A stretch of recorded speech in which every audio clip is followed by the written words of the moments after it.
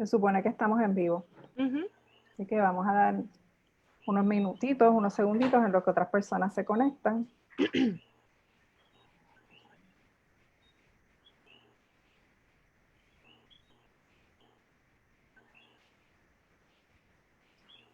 Personas se conectan.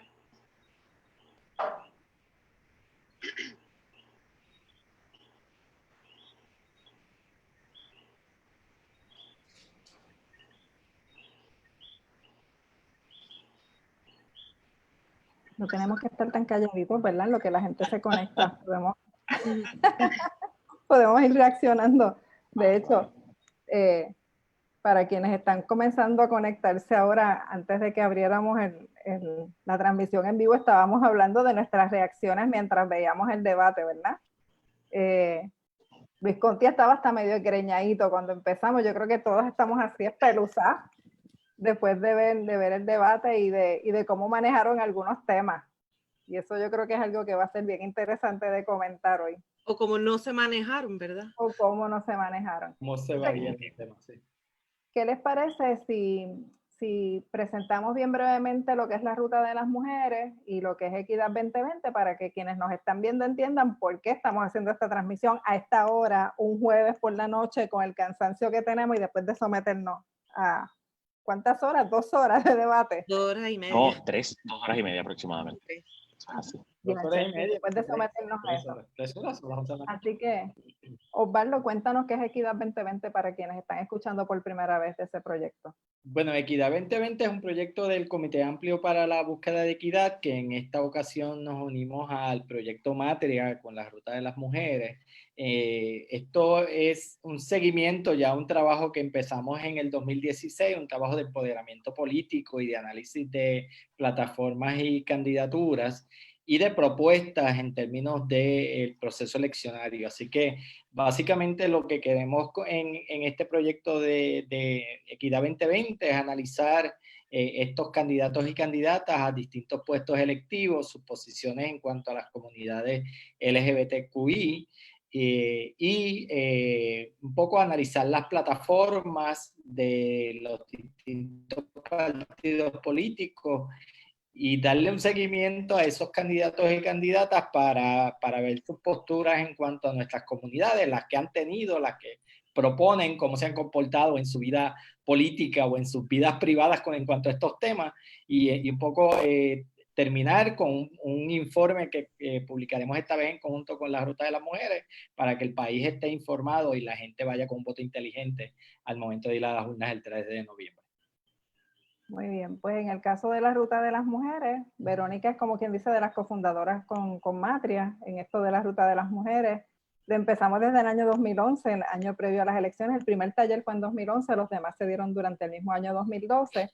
Y es porque, bueno, que las mujeres nos hemos planteado que ganamos el derecho al voto, que logramos trabajar con el tema de violencia doméstica, que estamos hablando de desarrollo económico, que estamos hablando de tantas cosas, pero todavía somos el 14% de las representantes y senadoras en la legislatura, y que no solo eso, sino que las que llegan allí hablan desde una ideología totalmente machista y actúan desde una ideología machista. Entonces creemos que ya es hora de que las mujeres, siendo el 52% de la población en Puerto Rico, comiencen a educarse, a apoderarse y a tomar decisiones sabias cuando entren a la urna ese 3 de noviembre. Y entender también que más allá de las elecciones, en esos 4 años entre medio, tenemos que también estar activas, vigilando lo que se dice, lo que se hace en torno a nuestros derechos. Y hoy con el debate, eso era parte de lo que estábamos haciendo. Y lo que me gustaría escuchar es primero una reacción breve, inicial, sobre cómo ustedes percibieron el debate. Y quisiera comenzar por Verónica. Gracias, Amarilis, y gracias a todas las personas que están conectadas.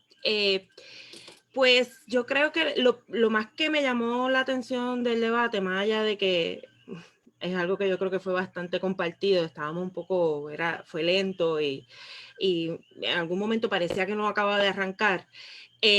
Y puede ser algo normal porque es el primer debate, pero creo que algo que me impactó muchísimo es que la ausencia completa de perspectiva de derechos humanos, de género, a lo largo de todo el debate. Y algo que nosotras desde la Ruta de las Mujeres siempre hemos trabajado, ¿verdad? O sea, nosotras no queremos que se nos encasille el tema de género o el tema de las mujeres en un pedacito, y si se fijan en el debate, eso fue lo que pasó. O sea, el tema de las mujeres, que fue el más interesante, ¿verdad? Pero al mismo tiempo fue el que estuvo recortado, ¿verdad? En un pedazo en el tiempo en el que algunos candidatos decidieron no intervenir. Y eso pues me llamó la atención. O sea, yo estuve bien pendiente a ver quién hablaba de derechos, quién hablaba de derechos humanos. El único que recuerdo que lo mencionó fue Juan Dalmau en el contexto de desarrollo económico, lo cual lo veo positivo, ¿verdad? Estamos aquí con Proyecto Matria, que ha hecho un trabajo desde los derechos humanos y el desarrollo económico. O sea, que eso es un avance. Pero se suponía, ¿verdad? Y nuestra expectativa es que desde el principio se estuviera hablando de eso. Es como, yo digo, o sea, tenemos un psicópata en la calle ahora mismo, matando gente, y parecería que no, que los candidatos y la candidata, yo pienso que no transmitieron la urgencia que este país tiene de un cambio, pero un cambio de verdad profundo. No lo creo. De hecho, estuve sacando cuentas y yo creo que este debate se hubiera podido acomodar en cualquier momento de mi vida como votante. O sea, desde el 2000, que fue la primera vez que voté, ahora en el 2020, este debate no ha sido extraordinario ni revela la situación tan vulnerable en la que se encuentra Puerto Rico, ¿verdad? Después de los desastres y después de la situación tan al borde, ¿verdad?, que vivimos. No parecería que era un debate de unos candidatos y una candidata que van a asumir un país en ruinas, ¿no? Así que eso me llamó mucho la atención, pero antes de terminar esta parte, quiero sí decir que hay algo bien positivo, y yo creo que en términos de las reacciones de los candidatos y la candidata en cuanto a la Junta, yo creo que debemos reconocer que hemos hecho un gran trabajo de resistencia a este país, y los grupos que hemos estado todo el tiempo poniendo ahí ¿verdad? El guante en la cara. Y si se fijan, los candidatos y las candidatas todos mostraban tensión con el tema. Ninguno, incluyendo a Pierluisi, que sabemos que, bueno, se reveló como lo que sabemos, ¿verdad? El gran defensor de la Junta. Incluso él se veía incómodo en ese rol. Y yo creo que eso es algo positivo que vimos y que tenemos que seguir avanzando, ¿verdad? Porque no queremos a ningún candidato ni ninguna candidata cómoda cuando habla de la Junta. Luis, tus primeros comentarios. Mira, a mí realmente comparto con Verónica el punto en el que este debate parecía ser uno sin mucha sazón, y que precisamente el tema, los temas relacionados a los feminicidios y a las comunidades LGBT fuera la chispa que encendiera este debate. O sea, si esto no llega al tema, que no era un tema de los principales o de los temas que se habían acordado para traer al punto, este debate pudo haber sido un email, como dijeron algunos o comentaron algunos compañeras y compañeros en las redes sociales. Se habló mucho del asunto de la auditoría de la deuda. O sea, esto era un tema que de por sí parecería haber pasado a un segundo plano y de momento volvió a tener un rol bien protagónico para este debate particularmente en todo lo relacionado a desarrollo económico. El desarrollo económico es como si fuese un eslabón que va atado al asunto de la auditoría de la deuda y me lleva a cuestionarme por qué. Obviamente porque es un tema que a la gente le interesa, aun cuando quizás no lo entienda del todo, por todo lo técnico y todo lo pesado que suele ser ese tipo de temas cuando se habla de deuda, pero estuvo presente y que haya vuelto a las discusiones a mí me parece genial en ese sentido. Creo que la exposición de unos candidatos versus otros fue desigual. Por ejemplo, hubo preguntas específicas en las que el tema era sobre, por ejemplo, educación. Te pregunto algo sobre educación, te pregunto sobre tu propuesta, tus comentarios o tu postura sobre educación, pero con otras o con otros no necesariamente fue así. Fue una pregunta atada a otra cosa que no necesariamente tenía que ver con la educación. Y a mí me parece que en ese sentido la producción falló en eso, y yo espero que en los futuros debates, que sabemos que hay una serie de debates que se van a estar llevando a cabo, probablemente no quizás con esta misma magnitud, pero que tienen que tomar eso en cuenta, tienen que tomarlo en cuenta definitivamente, porque no se ve entre iguales en ese sentido. Osvaldo. Sí, a mí, como dice Verónica y Luis, fue un debate muy soso, un debate que no aportó grandes ideas como para uno ir a las urnas, uno pensar, bueno, de este debate yo saqué unas posiciones muy puntuales. Así que en ese sentido fue negativo. Las preguntas de los periodistas y la periodista fueron preguntas en muchísimas instancias, preguntas muy flojas, muy superfluas. O sea, imagínense, estamos hablando de estatus y hablamos sobre el Comité Olímpico y el concurso de Miss Universe. Pues a mí me parece que el asunto del estatus para un debate de esta magnitud, pues es una pregunta demasiado superficial.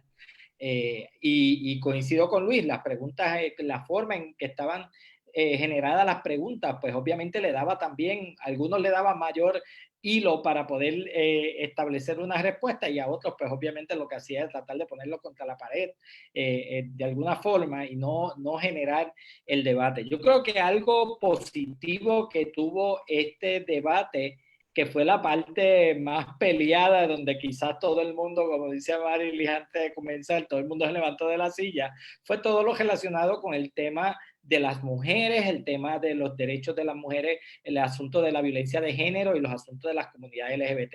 ¿Por qué? ¿Por qué yo digo que es la parte positiva? Porque el proyecto Dignidad, que todos conocemos, ¿verdad? Todos los que estamos aquí conocemos lo peligroso que es ese proyecto, pero se han estado presentando desde que se creó ese partido como una entidad muy conciliadora y hoy César Vázquez demostró lo que es, lo que siempre ha hecho, el odio que tiene a las mujeres, el odio que tiene a las comunidades LGBT, el odio que tiene a todo lo que implica la perspectiva de género, la forma en que tratan de tergiversar la importancia de la perspectiva de género. Y yo creo que si algo importante sacamos de este debate es que se desenmascaró ese partido, así que ahora no puede quedar ninguna duda, porque abiertamente expuso en pocos minutos o segundos, expuso lo que ya veníamos diciendo de la peligrosidad de este partido, este movimiento, que incluso hasta el nombre que utiliza parece un proyecto obviamente de dignidad y lo que hace es atentar contra la dignidad de los seres humanos, particularmente la dignidad de las mujeres y la dignidad de las personas que pertenecemos a las comunidades LGBTQI. A mí me gustaría comentar también sobre algo que ustedes ya han tocado, ¿verdad? Que es la manera en que hacían las preguntas. A mí me impresionó, por ejemplo, que en varios turnos Alexandra Lúgaro, las preguntas que se le hicieron fueron preguntas dirigidas a asuntos personales, ¿verdad? La Ruta de las Mujeres inclusive llegó a tuitear que nos habíamos perdido la oportunidad de escuchar una propuesta educativa porque se pusieron a preguntarle de cosas que realmente no iban al punto de cuál es la propuesta, ¿verdad? Y noté una desigualdad en eso. Entonces tenemos que tomar en cuenta que es la única mujer en el panel que tuvo que abrirse espacio para ser escuchada en algunas ocasiones. Y la calidad de las preguntas realmente no le daba la oportunidad de lucir en igualdad de condiciones con otros candidatos a los que le hicieron preguntas bien concretas sobre los temas, como mencionaba Luis ahorita. Otra cosa que me llamó la atención, y aquí podemos pasar a analizar un poquito más el contenido, es cuando estábamos hablando de los aspectos económicos, ¿verdad? En la primera ronda le hicieron una pregunta a Charlie Delgado, que para mí es bien importante porque revela muchas cosas sobre la postura que él tiene sobre la equidad para las mujeres y para otros grupos que viven en vulnerabilidad. Le preguntaron cómo él balancearía desarrollo económico y justicia social. Y su contestación, si recuerdan, fue en la línea de que quería sacar la Junta de Control Fiscal lo antes posible de Puerto Rico y que por lo tanto se concentraría en pagar la deuda para sacar la Junta de aquí. Entonces eso es básicamente afirmar que va a continuar con las políticas de austeridad, porque tú no puedes pagar la deuda si no sigues con las políticas de austeridad. ¿Y a quién afectan las políticas de austeridad? A las mujeres, a la gente que vive en pobreza, a las jefas de familia, los mismos niños y niñas del sistema educativo. Entonces yo dije, mira, déjame buscar las estadísticas de Isabela en el censo, ¿verdad? Entonces resulta que Isabela tiene un 55% de su población viviendo bajo nivel de pobreza. Es más alto que el promedio de nivel de pobreza en otros municipios. Además de eso, tiene un 51.4% de habitantes que son mujeres, y cuando tú miras el porcentaje de mujeres empleadas, solamente un 32% de mujeres mayores de 16 años están empleadas en Isabela. Eso quiere decir que el tema de género no ha estado en el radar de Charlie Delgado mientras ha sido alcalde. ¿Por cuántos años él dijo? ¿Por 20 años? 20 años. De hecho, Yo te aviso a ti, si a mí me dan 20 años un municipio, a ver si las mujeres de ese municipio no van a tener trabajo, cuido para los niños, transporte público, todo lo que hace falta. Y lo otro que yo creo que es importante también contrastar con esto es cuando él habla del famoso superávit de 35 millones de dólares que él dice que tiene en el municipio. Eso Yulín se lo sacó en un debate anterior para las primarias y le dijo que era inaudito tener un superávit y tener toldos azules. Y yo creo que ese análisis es un análisis que hay que hacerlo, ¿verdad? Si a ti te sobra dinero y te sobra pobreza, algo malo estás haciendo. ¿Cómo están tus prioridades a la hora? No es tan buen administrador como dices. Entonces me gustaría desde ese punto de vista de las medidas económicas que ustedes observaron también, que observaron en los otros candidatos y candidatas en torno a mujeres y comunidades LGBT, ¿ver la justicia social? Algo que quieran comentar sobre ese tema. Yo estaba muy pendiente, lo acepto más a lo que los candidatos y la candidata de los partidos no hegemónicos, ¿verdad? No mayoritarios, que tenían que decir sobre esto. Tengo que decir que me sentí un poquito decepcionada con la respuesta de Juan Dalmau en el tema de desarrollo económico. Siento que de momento le temblaron las rodillas a la hora de tener, ¿verdad? Un argumento contundente que lo diferenciara de otros candidatos, ¿verdad? Se negó a contestar la pregunta de gobierno grande o gobierno chiquito y le dio mucho a la vuelta y dijo que creía un sistema puertorriqueño, que eso para mí fue una escapatoria bien deficiente, ¿verdad? Para contestar. No entiendo por qué a esta altura el candidato del Partido Independentista puertorriqueño no puede simplemente decir, bueno, yo creo que un gobierno, pues no es que sea grande o pequeño, ¿verdad? Pero sí creo que tiene que estar todos los empleados habidos y por haber para cumplir con lo que necesitamos. Y eso como que lo quiso decir, pero por alguna razón se sintió atrapado por la respuesta, ¿verdad? Por el matiz binario de la respuesta y no la dio. Y tengo que decir que me decepcionó un poco. Y creo que también, siguiendo lo que decía Amarilis, en el caso de la candidata del Movimiento Victoria Ciudadana, que por cierto, aprovecho para decir que el partido se llama Movimiento Victoria Ciudadana. Eso no significa que es un movimiento. Y eso es algo que a mí siempre me ha incomodado. O sea, se llama así. Y ella decía, yo vengo de un movimiento. No estoy tan segura que venga de un movimiento, pero ciertamente el partido se llama así. Eso pues lo quiero aprovechar y decir. Pero creo que el hecho de hacer preguntas que iban a lo personal, evitaron que ella pudiera, ¿verdad?, presentar la ideología detrás de cualquier propuesta que pudiera tener de desarrollo económico. Y eso lo digo también porque los periodistas y las periodistas que participan en este tipo de debate tienen una responsabilidad con la gente. Y no es nada más decir el gran debate. Yo creo que hubo preguntas buenas y yo creo que hubo unas preguntas que elevaron un poquito, ¿verdad? Hubo preguntas ideológicas. Pero hubo otras preguntas que lo que hicieron fue bajarlo, como la pregunta del Miss Universe y creo que en el tema, particularmente el periodista que creo que era de Noti1, todas las preguntas que le dirigió a la candidata Alexandra Lúgaro iban muy cargadas por la cuestión personal y por la cuestión del chisme, pero tengo que decir que ella no le temblaron las rodillas, o sea, ella directamente las contestó todas y eso pues nosotras sabemos como mujeres que eso no es fuerte, porque no es usual, no es fácil. Y ella pues dijo algo que yo nunca había escuchado en un debate de una persona aceptar que tuvo un cambio de postura, que eso yo nunca lo había visto porque siempre le dan la vuelta y nos hacen gaslighting y nos quieren hacer como Pierluisi hoy, ¿verdad? Nos quieren hacer creer que no, que sí. Ella claramente dijo que cambió y bueno, eso es una cuestión, ¿verdad? ¿Verdad? ¿Qué análisis uno puede hacer? Pero rescato que en ese turno, ¿verdad?, de desarrollo económico, ella aprovechó para decir que había tenido unos cambios en cuanto a su postura de la Universidad de Puerto Rico, la Autoridad de Energía Eléctrica, y eso pues no es cualquier cosa. Y la privatización. La privatización. Inclusive sobre la privatización en general, que de hecho me parece que Silvia Verónica Camacho se lo recalcó, le dijo, se lo preguntó, le dijo, ¿esto significa un cambio con relación a su postura de 2016? Y ella dijo que sí. De hecho, yo no recuerdo, siguiendo la línea de Verónica, que a nadie más le hayan sacado un asunto personal o le hayan hecho una pregunta sobre un asunto personal, excepto a ella. Y eso también dice mucho de cómo las mujeres, aún en espacios como siendo ella la única, tiene que tratar de llegar al nivel de los demás en el asunto de discutir sobre los temas y también defenderse de ataques, de discusiones como estas en ataques personalistas en ese sentido. Si tú Yo estoy seguro que si le preguntáramos a las personas que nos están viendo ahora y a otras personas, ¿qué 3 propuestas de desarrollo económico tú anotaste o te llevaste porque te llamaron la atención? La gente simplemente no se va a acordar de ninguna, excepto el asunto de auditar la deuda.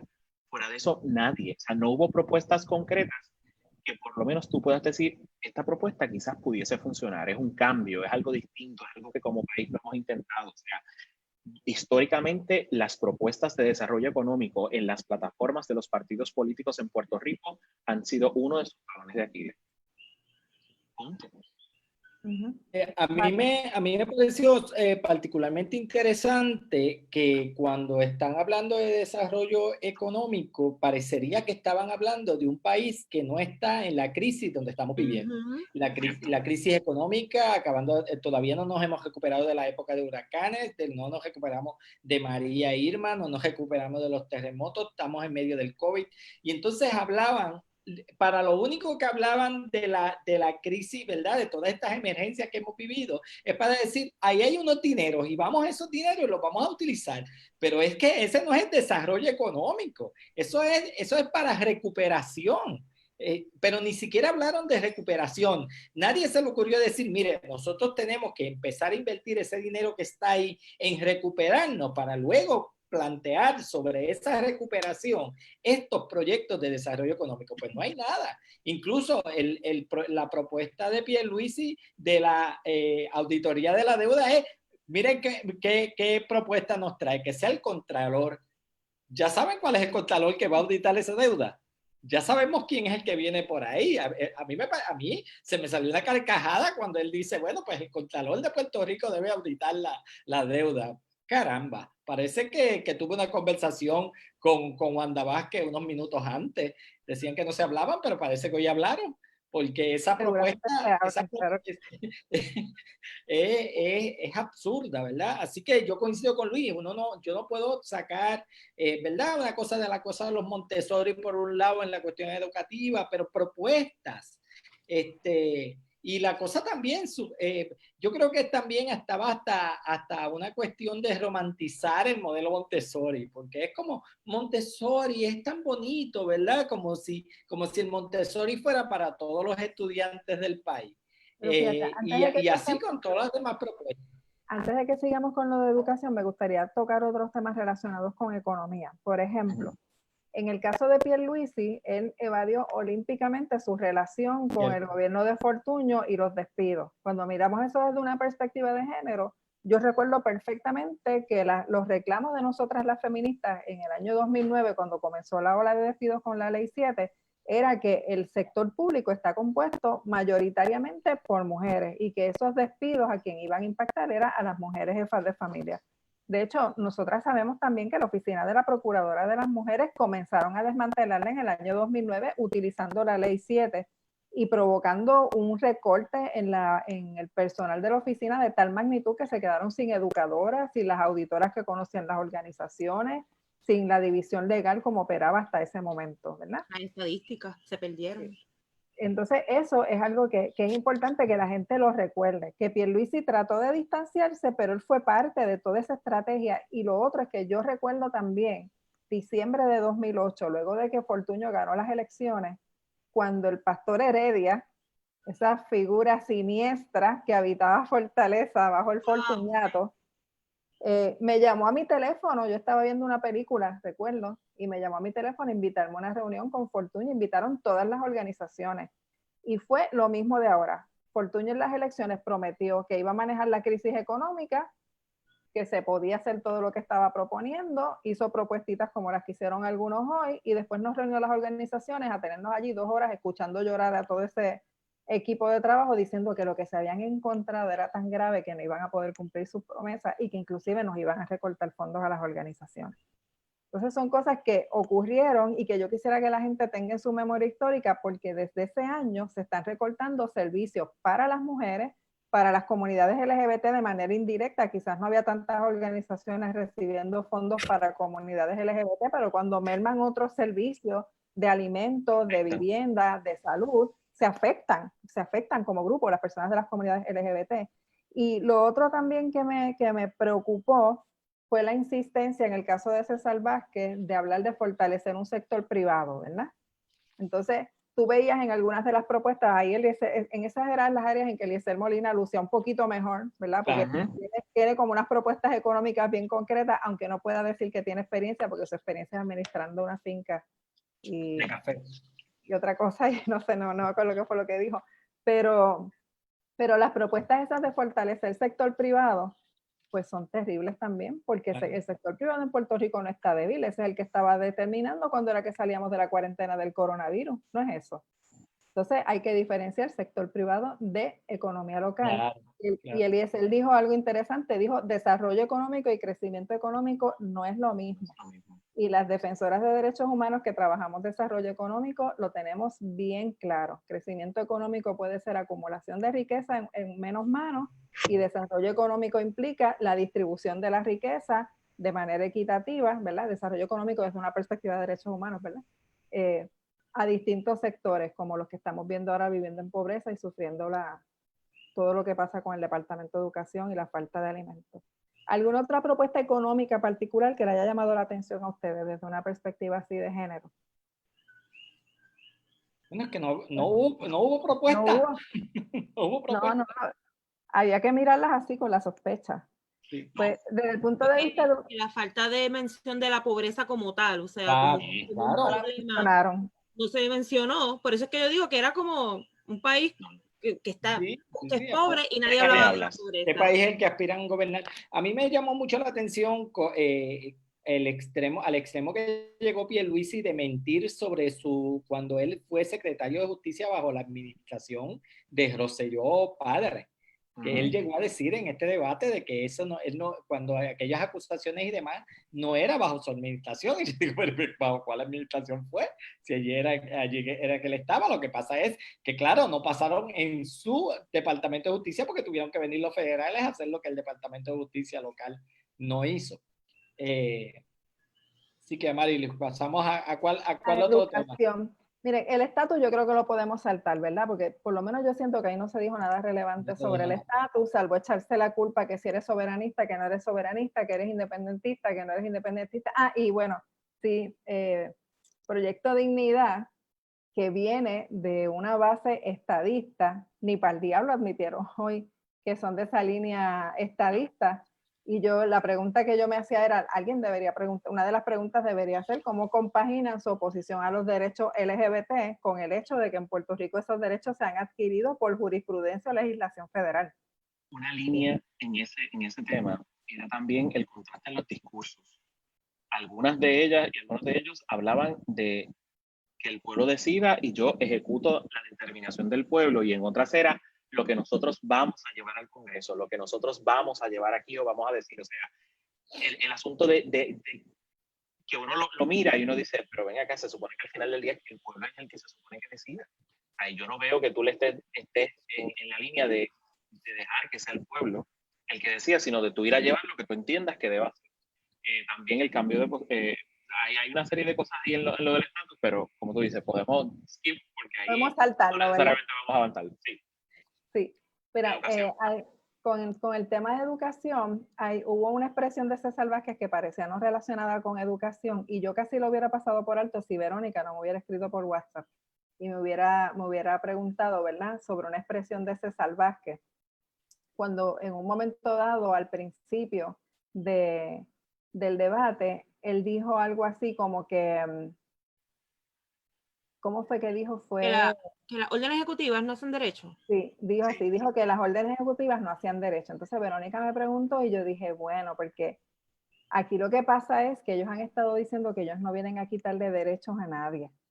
Entonces esto es importante mencionarlo, y de las órdenes ejecutivas que está hablando son de las órdenes ejecutivas del Departamento de Educación sobre las cartas circulares. Y las cartas circulares. Entonces, claro, es un juego de palabras, porque es decir, nosotros no venimos a quitar derechos, se fueron los derechos de las estudiantes dentro de las escuelas públicas. No, pero es que eso no hace derecho, ¿verdad? Eso no construye derechos. Los derechos se construyen de muchas formas. Claro. Es una mentira, es un juego de palabras lo que él está haciendo. Y con esto entonces me gustaría que pasemos al tema de educación. Me gustaría escuchar a Verónica sobre el tema de perspectiva de género y el careo que se dio entre Lúgaro y él cuando él habló de los feminicidios. Y entonces me gustaría... Ajá, y Juan Dalmau, que intervino, pero por poco no lo dejan. Sí. Por poco se queda eso entre Alexandra Lúgaro y César Vázquez.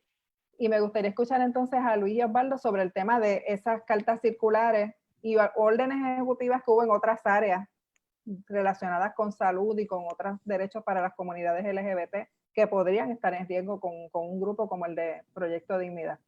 Verónica, sobre perspectiva de género y educación. Yo, con el tema de educación, yo lo primero que porque ustedes se dieron cuenta que era un solo tema y como que tenía 2 rondas. Y en la primera ronda, yo, de nuevo, pendiente a los candidatos de partidos no hegemónicos, pues yo dije, wow, qué mal le fue a Alexandra en este turno, porque fue cuando la confrontaron con el tema de los contratos. Y eso sí era importante, ¿verdad? Porque, pues, está bien, podemos validar que las personas cambien de opinión, que conozcan, como ella dijo, servidores públicos que son parte de su movimiento, pero la realidad sigue siendo esa, ¿verdad? El tema de los contratos y las tutorías le hizo un daño bien grande a nuestro sistema de educación y todavía estamos pagando esas consecuencias. Y en ese turno, ella tranquilamente admitió que se había lucrado de esos contratos y casi que nos está diciendo que demos gracias porque ahora nos va a servir, pero ajá, y los millones que perdimos. O sea, ahí de verdad que creo que todavía ella no se ha podido reconciliar, contrario a otros temas. Hay algo ahí que no está cuadrando. Yo creo que tal vez el cambio que ella ha tenido todavía muy deep inside, ¿verdad? Muy dentro de ella, yo creo que ella todavía valida esos contratos y por eso le cuesta trabajo como un poco cómo trabajarlo. Pero tuvo la oportunidad de salvar el turno porque le tocó hablar de la perspectiva de género y yo tengo que decir que, de nuevo, nunca había visto un debate donde se discutiera de una forma tan sencilla, pero también tan bien, ¿verdad? Lo que es la perspectiva de género.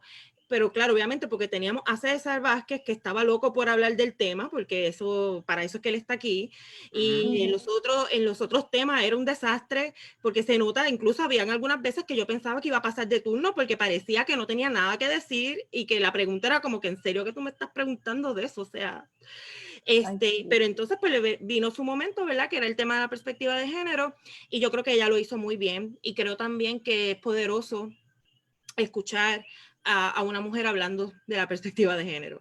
Y eso pues yo lo tengo que decir porque pues yo he escuchado a otros políticos hablar de perspectiva de género. No recuerdo en un debate, no lo recuerdo, no creo que haya pasado así, pero sí me imagino porque estaba en las plataformas, por ejemplo, del Partido Popular, en algún momento estuvo, así que puede ser que alguien lo haya mencionado, pero nunca a este nivel, ¿verdad? De la defensa, que ella se veía apasionada por el tema. Y claro, como no ser apasionada cuando tenemos a un señor que esto es bien importante, o sea, este señor es un peligro.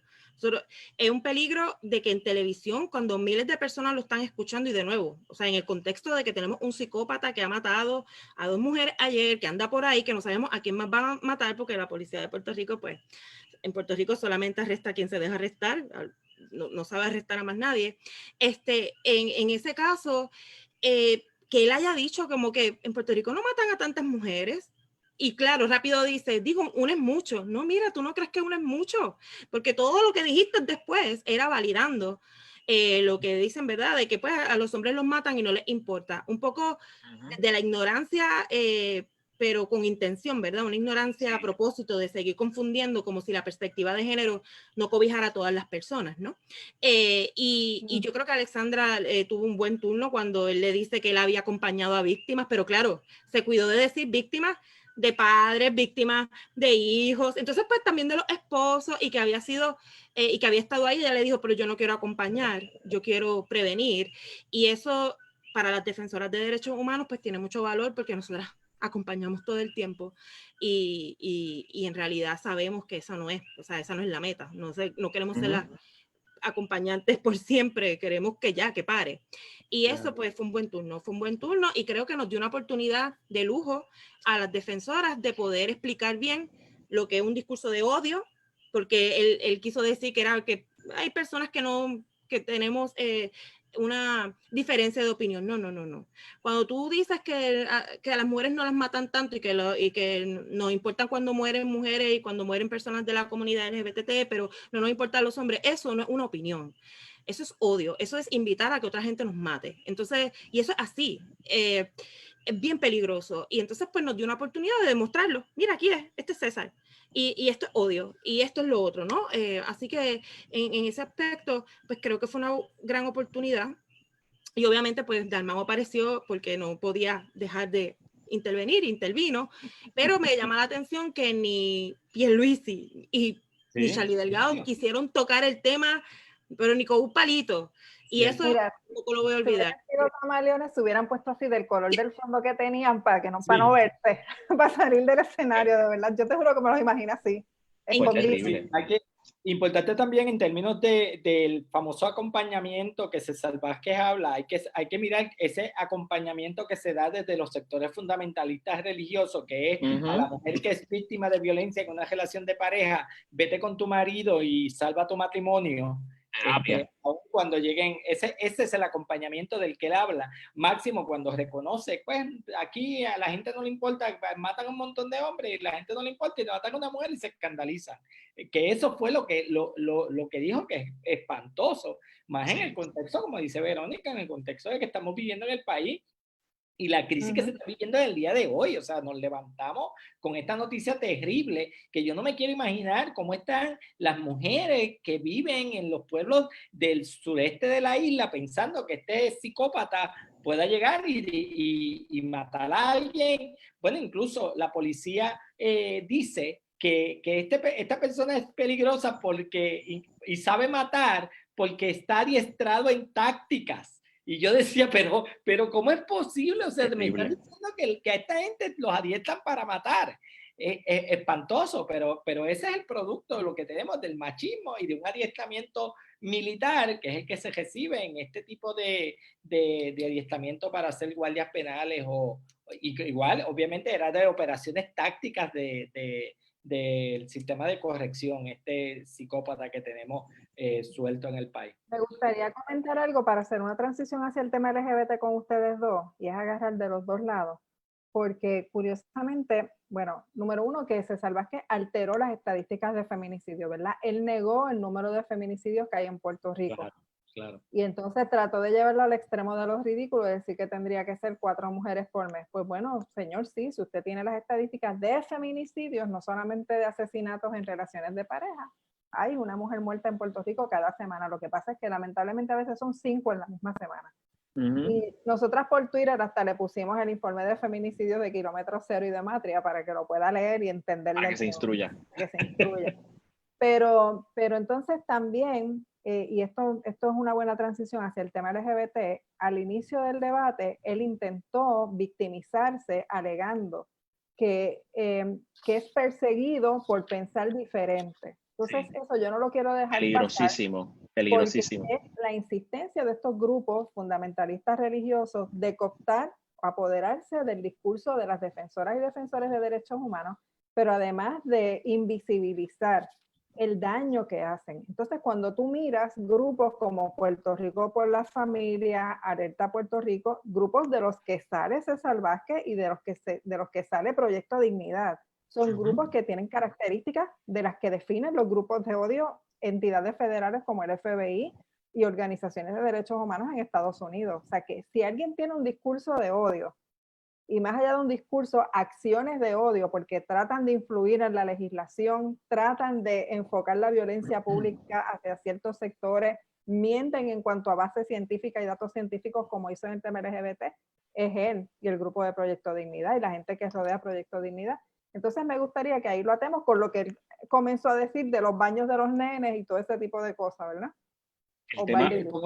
Como tú dices, él comenzó casi al principio, claro, porque le hicieron una pregunta muy puntual sobre la cuestión de los discursos de la odio. vestimenta. Y él ahí fue que planteó que discurso de odio es negarle a otra persona el derecho a pensar distinto, porque ese es el discurso que él ha utilizado contra las comunidades LGBTIQ y contra las mujeres, ¿verdad? Como que aquí los perseguidos somos los cristianos porque pensamos distinto. Y lo que nosotros planteamos no es porque tú pienses, creas en lo que quieras creer o en la deidad. Es más, nosotros protegemos, nosotros como defensores de derechos humanos, defendemos que la gente crea en la deidad que quiera creer y en el libro que quiera creer. Lo que sí hemos planteado, que no pueden tratar de introducir las posiciones de sus iglesias o sus posiciones filosóficas religiosas al mundo civil para excluir protecciones a grupos particulares o derechos adquiridos, ya sea de las mujeres, o negarle protecciones a las comunidades LGBTIQ o cualquier otro grupo en situación de vulnerabilidad. Y obviamente al final él se explayó, ¿verdad? Porque a principio él estaba tratando de ser elegante, este señor que siempre se presenta como yo soy, este buen cardiólogo, que yo he salvado vidas y yo me he dedicado toda la vida a servir, y ahora en este acto de desprendimiento estoy aquí para ver si ayudamos a este país a echar para adelante. Pero al final no pudo encubrir lo que realmente es y empezó con este asunto. Claro, también una pregunta muy mal formulada porque el periodista malentendió lo que él planteaba en su plataforma de que la educación a las escuelas iban a estar libres de ideología de género, que básicamente porque ellos, cuando tú le hablas de perspectiva de género, ellos dicen eso no es una perspectiva, es una ideología. Por lo tanto, él lo que planteaba, nosotros eso lo vamos a tener fuera de nuestras escuelas. Y eso es lo que está en su plataforma. Ese punto es bien importante porque él tuvo la oportunidad de expresar allí lo que para él es ideología de género, o sea, y que el país completo lo escuchó. Y ahí es donde Alexandra Lúgaro interviene, lo corrige y le dice que eso no es ideología de género, que perspectiva de género es esto, y le aclara a él. O sea, que eso fue un turno genial para poder corregir eso, porque la cuestión es que ellos continúan repitiendo eso constantemente en todos los medios de comunicación donde ellos se presentan, pensando en esto, que mientras más lo repita, más la gente va a creer que esto es cierto y que lo que yo digo es lo que es. Y es un discurso peligrosísimo. Entonces, el asunto de la ideología de ellos plantearlo como una ideología de género, y de hecho, que de ahí entonces lo ata y entra con el asunto de la conducta, porque esto no es una orientación sexual, es una conducta. O sea, significa, lo lleva al punto de, cuando uno piensa que es una conducta, pues si es una conducta es algo que tú puedes cambiar. Claro. O sea, y que lo puedes modificar. ¿Y cómo tú modificas una conducta? Con terapia y todo este tipo de cosas. O sea, que sin decirlo, cae en lo que ha sido ese discurso peligrosísimo de las terapias reparativas. Claro. Cuando tú le hablas a una persona de conducta, tú lo llevas, el próximo paso es llevarlo a pensar que es algo que la conducta se modifica. Y llegó incluso a decirlo y tratarle de darle cualidad de ciencia, porque sí. Llegó a decir que, hablando de los niños trans y las niñas trans, que el DSM-5 dice que esos niños en su adolescencia eso se les va. Terrible. Sí. Primero que el DSM-5 lo que atiende es la disforia de género. Y en ningún momento habla de que eso se les va. Y entonces, claro, esto para justificar entonces de la cuestión de los baños, la cuestión del uniforme, la cuestión de identificar, porque dice, mira, el uniforme es para identificar, pues está bien, para identificar que usted pertenece a X escuela, pero no tiene que identificarlo con nada más. Y entonces por ahí lo fue atando y le empezó a tratar y claro, como es el médico, empieza a hablar del DSM-5 y parecería que está hablando de algo de lo que sabe. Especialista Y lo que hace es tergiversar la ciencia para acomodarla a su visión particular. Por eso es que yo digo que caen en las definiciones de grupo de odio, porque dentro de la definición de grupo de odio está la tergiversación de evidencia científica. Entonces, miren, yo pienso que es importante que la gente tenga presente que en el caso de César Vázquez, él sabe que él no va a tener votos para la gobernación, a él eso ni le interesa, él lo que está es simplemente aprovechando para amplificar ese discurso de Puerto Rico por la familia y de los grupos que él viene y abrir la brecha para que las mujeres que están corriendo para Cámara y Senado de Proyecto de Dignidad entren a Cámara y Senado, porque si ellas entran, alteran el balance de los votos dentro de la legislatura y nos van a causar problemas a nosotras y a nosotros con los proyectos de ley. Pero también está el asunto que yo me gustaría que comenten, ya un poco para ir cerrando, ¿verdad? Para no llegar al 18 de septiembre aquí. Bueno, a lo mejor llegamos. El hecho del silencio de los otros, que lo comentamos por encima, pero que es un silencio que quizás hay que darle una doble mirada, porque hubo cosas que bajo Alejandro García Padilla se tuvieron que hacer por orden ejecutiva y cartas circulares, porque el propio Partido Popular no contaba con los votos suficientes para adelantar una agenda de derechos humanos LGBT, y él optó por pasarlo por orden ejecutiva o cartas circulares al Departamento de Educación. Hubo una carta circular dentro del Departamento de Justicia. Entonces, el silencio de alguien como Charlie Delgado y Pedro Pierluisi, que tienen oportunidad de llegar a la gobernación sobre esos temas, hace pensar a una que esas cartas circulares o esas órdenes ejecutivas se pueden ir, las que han sobrevivido, ¿verdad? Porque algunas han sido traqueteadas en estos años, pero hay unas que están activas todavía. Entonces yo creo que la gente no está consciente de eso. Charlie Delgado. Perdón.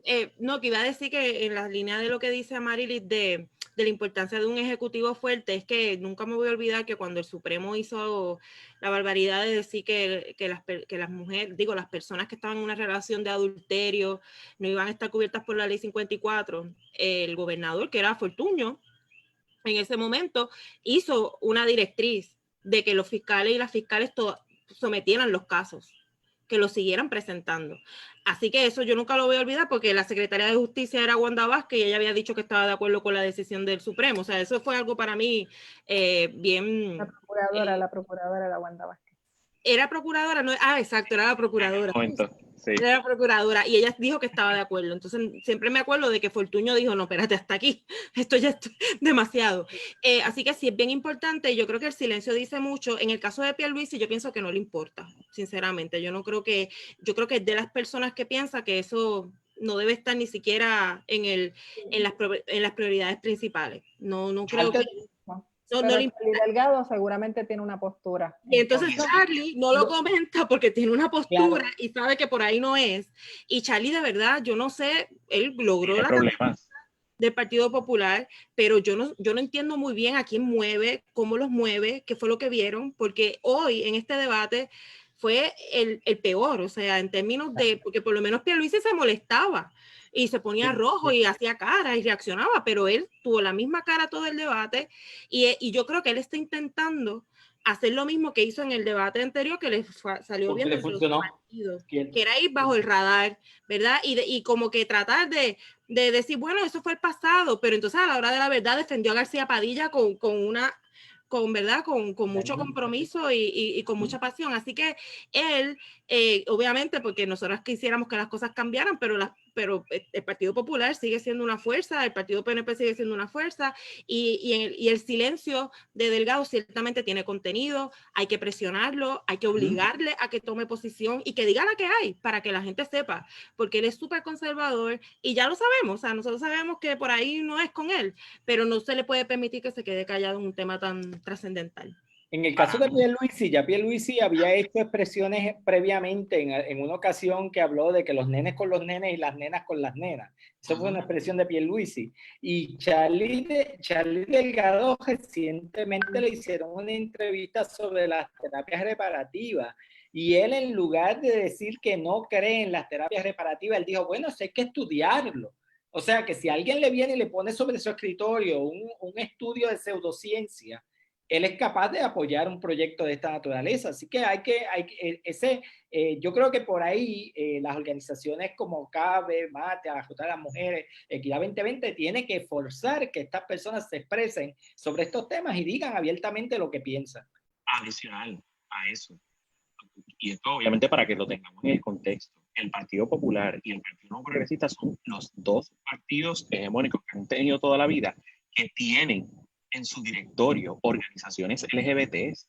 En el Partido Popular está Populares LGBT y en el Partido Nuevo Progresista está Estadistas LGBT. Yo me pregunto si estos presidentes o estos candidatos a gobernadores están consultando con su gente, con su gente LGBT que les responde o que está alineada con los intereses de ellos como partido y ideología política. ¿Qué es lo que pasa? O sea, el hecho de que ambos partidos teniendo gente LGBT a su interior y con organismos que se sientan en su directorio, se hayan quedado callados en el momento más importante de todo el debate de hoy. Bueno, Conti, lo espérate. hemos visto al interior o sea, en la Fortaleza teníamos un comité asesor que apoyaba proyectos como de terapia reparativa. Y el de libertad religiosa. Y el de libertad religiosa, y entonces Eso. teníamos personas allí que eran los que estaban asesorando al Ejecutivo y finalmente a la Ejecutiva, y básicamente, y personas que pertenecientes a nuestras comunidades, que primero parecían ser estadistas o PNP y populares en el caso del Partido Popular, que ser miembros de las comunidades LGBT y defender nuestros derechos. Es que en estas cosas pasa no solamente con las comunidades LGBT, pasa con las mujeres, ¿verdad? Claro. En el pasado hubo un momento dado en el que Albita Rivera nos dijo, y yo estuve, o sea, yo lo escuché, no es que me lo contaron, nos dijo en una reunión que ella era primero PNP y luego feminista, ¿verdad? Entonces, así que eso no solamente pasa con las comunidades LGBT, pasa con las mujeres, pasará con otras comunidades también. Claro. En el gobierno de Trump hay personas negras oprimiendo a otras personas negras porque son primero republicanos y después personas negras. Entonces son cosas que tenemos que mantenernos pendientes, y yo creo que es importante lo que mencionan de esos comités, porque quiere decir que la ficha que le dé la bendición, por llamarlo de alguna manera, a alguno de estos partidos en torno a temas LGBT o temas de mujeres, no puede ser meramente decir, mira, sí, tienen un comité o tienen un grupo LGBT. Es como que más allá de eso, ok, quienes están, qué han dicho sobre los temas, si se han enfrentado al partido anteriormente o si son un sello de goma. Y por supuesto hay cosas internas que nosotras jamás nos vamos a enterar porque el mundo político es así. Pero hay cosas que se pueden ver desde afuera, ¿verdad? Entonces, pues ahí hay un asunto de valores también que habrá que mirar en el proceso. Y esta no deja de ser una elección histórica porque es una de las elecciones donde más candidatas y candidatos y candidatas abiertamente LGBT hay en todos, digo, con excepción de Proyecto Dignidad, por supuesto, que hay en todos los partidos, incluyendo el Partido Nuevo Progresista. Esta no deja de ser una elección más, o sea, esto no es una elección más, es una elección bien importante en la que se nos va la vida, tanto a las mujeres como a las personas LGBT, y tenemos, o sea, que seguir ahí insistiendo, porque, o sea, simplemente no le podemos permitir ni dejar pasar ni los silencios que se vuelvan cómplices de la opresión ni del discrimen, ni de la violencia en contra de nuestras comunidades LGBT ni de las mujeres, y que simplemente sigan haciendo lo que les dé la gana freeway. O sea, no puede ser. Pues miren, yo quisiera que ahora en un minuto, para no llegar al 18 de septiembre, un minutito, cada una y cada uno de ustedes den como su impresión final, ¿verdad? Sobre el debate o algún consejo que le quieran dar a las personas que nos están escuchando sobre cómo analizar el resto del proceso eleccionario. Yo pienso que mi consejo o lo que yo voy a hacer como electora y lo que me gustaría que otras hicieran es que si los candidatos y las candidatas, si los periodistas, las periodistas, si durante todo lo que falta de campaña no se aplica perspectiva de género, nosotras sí lo hagamos. Y que si nos hacen las preguntas, nosotras en nuestras casas, en nuestras comunidades, en nuestras escuelas, en nuestros Zoom meetings, sí hagamos las preguntas y sí obliguemos a buscar las respuestas, que es algo que con la Ruta de las Mujeres, ¿verdad? Y con Equidad 2020 estamos haciendo, ¿no? Estamos yendo a las comunidades, dando talleres, apoderándonos de la información, porque ya sabemos que no podemos depender de otras personas. O sea, hoy fue un debate en el que, salvo por unas particulares preguntas, quizás nunca se hubiera hablado de perspectiva de género, quizás nunca hubiera salido el tema de las mujeres, ¿no? Y eso no puede ser. Así que esa sería mi invitación, a que nosotras mismas provoquemos los espacios de discusión para nosotras contestarnos qué candidato o qué candidata de verdad representa el país que nosotras queremos, que es un país, ¿verdad?, inclusivo, donde todas las personas sean tratadas con verdadero respeto y amor. Yo invitaría a las personas que nos están escuchando y a las personas, particularmente a los miembros de las comunidades LGBTIQ, que no nos dejemos llevar por los anuncios y los discursos, ¿verdad? Porque los discursos dicen una cosa y las acciones son otras. Hay que investigar a esta gente, hay que investigar los candidatos y las candidatas y también ver estos procesos. Hay gente que no le interesa ver un debate, lo encuentran ahí y obviamente pues uno tiene cosas más interesantes que hacer que estar 3 horas frente a un televisor viendo unas cosas vacías y discursos huecos, pero de estos procesos se saca información importante y leer las entre líneas, analizar los silencios. A veces lo que no se dice es más elocuente que lo que realmente se dice, porque lo que se dice muchas veces para complacer y tratar de acercar los votos, lo que no se dice es donde está la verdadera realidad de los candidatos y las candidatas. Mi invitación es a la reflexión, es a que usted, y con esto me refiero a todas aquellas y todos aquellos que ya tienen o defienden vehementemente un partido o un movimiento o una formación política o a determinados líderes a que reevalúen, a que reflexionen si las plataformas y lo que ofrece ese candidato o ese candidato a alcalde, a legisladores municipales, a representantes de distrito y por acumulación, a senadores por acumulación y senadores por distrito, va a tono con los derechos humanos y que no atenta contra su dignidad, que es lo más importante, porque muchas veces uno simplemente se enfoca en lo que diga el candidato a la gobernación o la candidata a la gobernación y deja de lado otros aspectos importantes, porque nosotros, aparte de vivir en Puerto Rico como un archipiélago, también vivimos en un pueblo, vivimos en un municipio, estamos en una comunidad, pertenecemos a un distrito senatorial, a un distrito representativo en el que usted a lo mejor piensa que votó bien porque fue el candidato a gobernador que ganó y demás, pero el candidato que le salió electo en su distrito a representante por acumulación o por distrito o a senador, le está haciendo la vida imposible y se la está haciendo difícil y está votando por proyectos que atentan contra su dignidad, contra sus derechos y contra su vida. Y eso es lo que nosotros tenemos que evaluar. O sea, que la reflexión no se enfoque solamente en los candidatos a la gobernación o lo que pasa en San Juan, sino que vayamos a nuestros pueblos, que vayamos a qué pasa en mi legislatura municipal, quién está electo, quiénes son las personas que se sientan ahí y por qué, qué preparación tiene, cuáles son las situaciones que aquejan a mi pueblo y cómo las propuestas de ese candidato alcalde o de esa candidata alcaldesa atienden las necesidades inmediatas de los pueblos y de las regiones. ¿Por qué? Porque María nos sirvió de elección para tener bien clara que al final del día lo primero que yo tengo para poder responder particularmente son los municipios, son los alcaldes y las alcaldesas. Y entonces muchas veces dejamos de lado esas candidaturas y no dejan de ser igualmente importantes para todas y todos nosotros. Sí, bueno, pues entonces ya para cerrar, lo último que voy a decir es que en el caso de la Ruta de las Mujeres y Equidad 2020, tenemos un equipo ya de más de 40 personas involucradas en el proyecto, personas que están dando su tiempo voluntario, que estamos monitoreando candidatas y candidatos y los partidos políticos, que vamos a estar haciendo más lives y que vamos a discutir cosas también más puntuales. Temas como estos que se trajeron al final son temas que ameritan tener otro live en otro momento, porque de aquí al 3 de noviembre queremos hablar todo lo que haya que hablar con ustedes para que todas y todos estemos claros de qué hay que hacer para tener un mejor país para las mujeres, para las personas LGBT y para la gente en general, porque los derechos humanos, cuando tú los adelantas para un grupo, se benefician usualmente todos los demás. Eso es una reacción en cadena. Así que si tienen también comentarios que nos quieran hacer, temas que nos quieran sugerir, lo mismo en los comentarios de aquí del vídeo que por mensaje al inbox nos pueden escribir y decir, me gustaría que hablen de tal tema.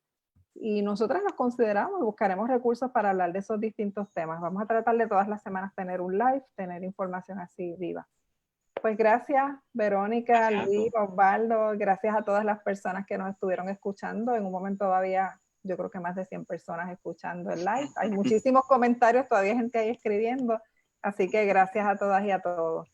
Okay, así que el live lo van a poder seguir viendo. Veo preguntas, se va a quedar en la página, así que lo pueden después repasar quienes lo quieren repasar. Bueno, pues a descansar. 12 puntos. Nos vemos. Bye.